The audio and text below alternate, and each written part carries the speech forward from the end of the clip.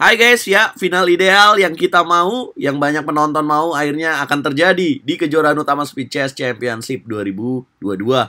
Final ideal yang saya maksud teman-teman mempertemukan juara bertahan sejak tahun 2018 Hikaru Nakamura yang akan menantang Magnus Carlsen. Magnus Carlsen sendiri sekarang memiliki titel sebagai juara dunia dan kalau kalian mau tahu siapa orang yang menjadi juara Speed Chess Championship sebelum Hikaru Nakamura adalah Magnus Carlsen teman-teman di tahun 2017.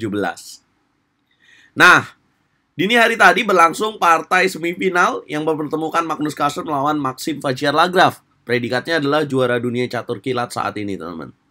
Saya akan tunjukkan partai terbaik menurut RL Chess, di mana di partai ini Maxim Vachier-Lagrave melakukan kombinasi. Tapi teman-teman, saya mau cerita kalau kalian melakukan langkah kombinasi yang harus kalian rencanakan adalah langkah berikutnya, bukan hanya melakukan pengorbanan perwira, tapi ada langkah lanjutannya, yaitu langkah follow up-nya. Nah, di partai ini, kalian akan lihat bagaimana jika kombinasi dilakukan secara buru-buru dan tidak ada langkah follow up-nya. Karena Magnus Carlsen menemukan jawaban tepat ketika Maxim Vachier-Lagrave melakukan langkah kombinasi. Sebelum itu, jangan lupa klik tombol like-nya dulu teman-teman, karena itu gratis. Jangan lupa di-subscribe channel ini supaya berkembang channelnya. Dan jangan lupa dinyalakan lonceng notifikasinya, supaya kalian gak ketinggalan update terbaru dari dunia percaturan. Aku ucapin makasih buat kalian yang udah ngelakuin itu. Semoga kalian selalu dapat hal positif dari RL Chess. Yap, dengan format 1 menit plus tambahan waktu 1 detik setiap langkahnya, Vachier-Lagrave memulai dengan langkah E2, E4 dijawab E5 oleh Magnus. Putih lakukan jalan D4, center game. Kemudian hitam memukul pion D4, putih kuda F3, dan hitam kuda C6. Pembukaan berubah menjadi pembukaan Scott game, teman-teman, di mana putih, ciri khas dari pembukaan Scott game adalah melakukan penukaran pion dengan langkah D2, D4, pion E5 memukul pion D4. Nah, ciri khas dari Scott game kemudian berikutnya adalah tidak langsung memukul kuda memukul pion D4, tetapi putih biasanya akan melakukan gajah ke petak C4. Nah, ini biasanya akan sangat berbahaya karena tujuan dari D2, D4 apa sih? Tujuan dari Scott game itu mengaktifkan ancaman diagonal dari gajah ke petak G5, bisa kudanya ke petak G5, dan juga serangan dari pion M4, E5.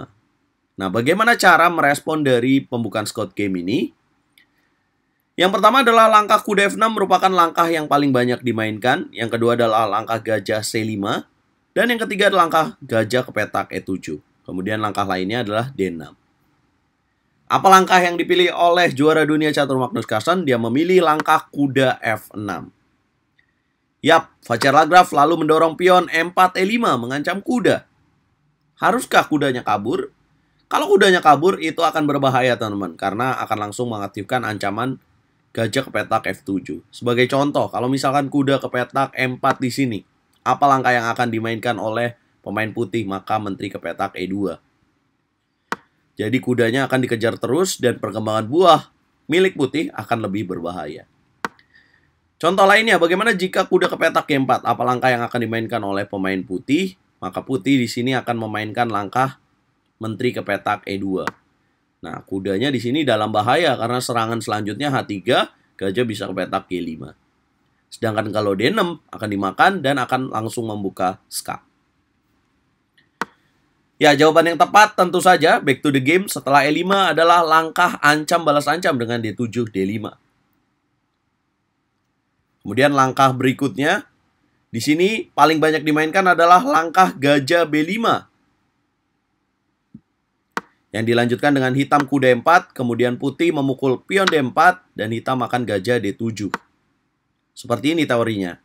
Nah, tapi tadi malam Vachier-Lagrave lebih memilih memukul kuda di petak F6. Mungkin saja teman-teman ini merupakan persiapan dari Vachier-Lagrave dan ini juga ada yang memainkan, tapi ini kurang bagus bagi pemain putih. Kalian bisa lihat evolution bar-nya. Nah, jadi kalian dengan melihat analisa game ini, kalian mendapatkan ilmu bagaimana cara yang baik memainkan pembukaan Scott game. Hitam melanjutkan dengan memukul gajah di petak C4, putih lakukan rokade. Hitam mendapatkan pion kembali di petak F6, putih gajah F4. Kemudian hitam gajah E6, memblok posisi raja di tengah untuk persiapan melakukan rokade panjang. Putih benteng E1, hitam menteri D7, putih C3, hitam lakukan rokade panjang. Kemudian putih memukul pion D4, hitam kuda memukul pion D4. Kemudian putih kuda C3. Kalian bisa lihat evolution barnya sejauh 12 langkah. Ini unggul bagi pemain hitam dengan keunggulan 1 pion. Dan kalau kalian jadi Magnus Carlsen, apa langkah berikutnya yang akan kalian pilih, teman-teman? Bagaimana cara kalian mendesain sebuah serangan bagi pemain hitam?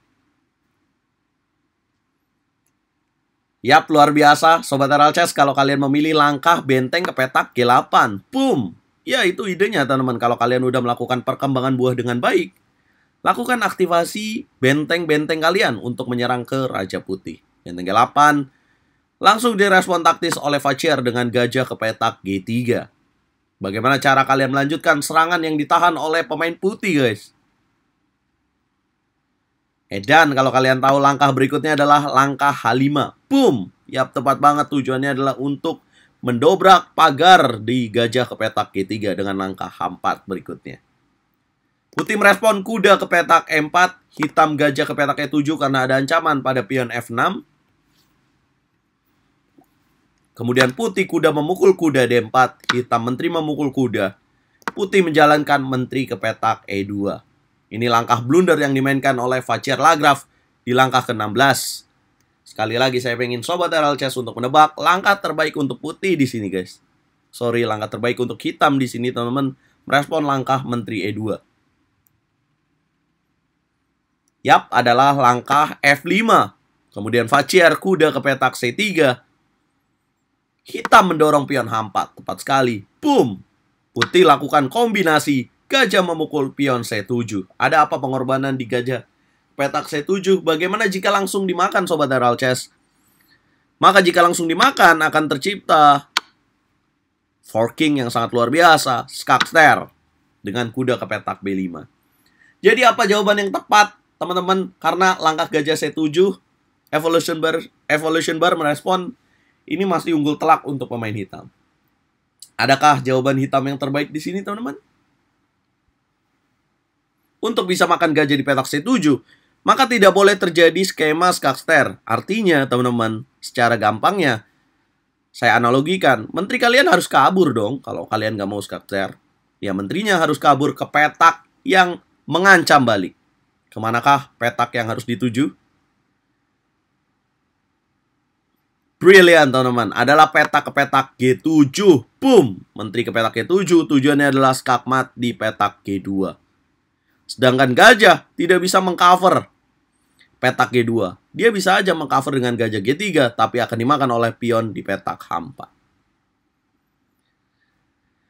Yap, teman-teman, itulah yang terjadi kalau misalkan dilanjutin dengan jalan F3, ya maka akan kehilangan perwira gajah ke petak C7.